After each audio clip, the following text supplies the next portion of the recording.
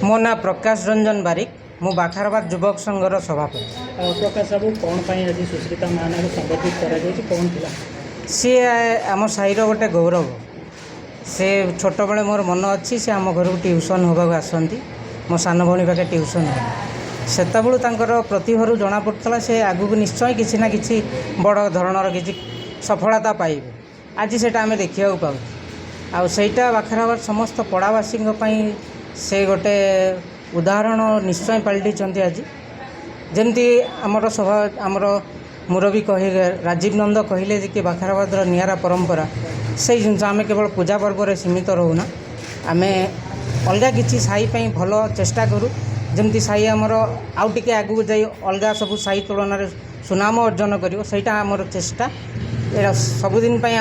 आम से चेष्टा लगी रही। धन्यवाद। निश्चय ये आम पड़ावासी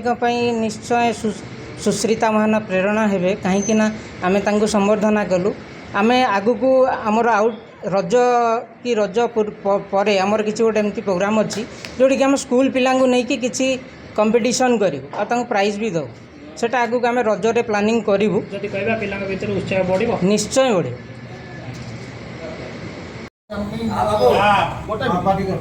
आज आम बड़ा गर्व और गौरव विषय आम ग्रहण में आम साहिर आम बड़ भाई बाबलिंदा रंजित महाना सुकन्या सुश्रिता महाना आम ग्रहण में उपस्थित अच्छा ये माटी बाखराबाद समग्र अंचल ये बड़ गौरवर कथा कि चलित वर्ष +2 परीक्षा वाणिज्य विभाग कॉमर्स आमर साहिर झील सुश्रिता महाना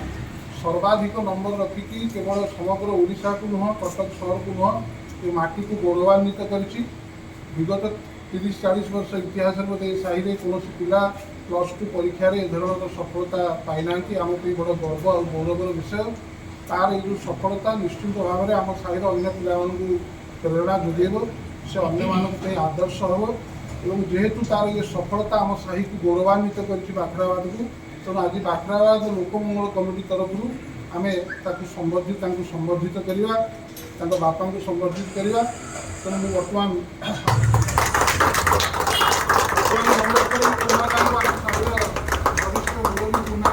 से बर्तमान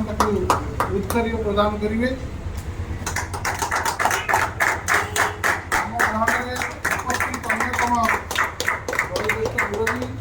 दीपक भाई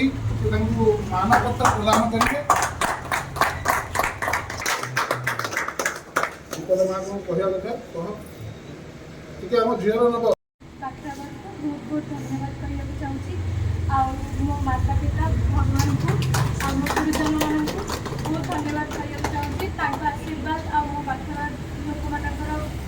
प्रेम बिना आशीर्वाद बिना मुझे स्तर में पहुँची पार ना समस्त धन्यवाद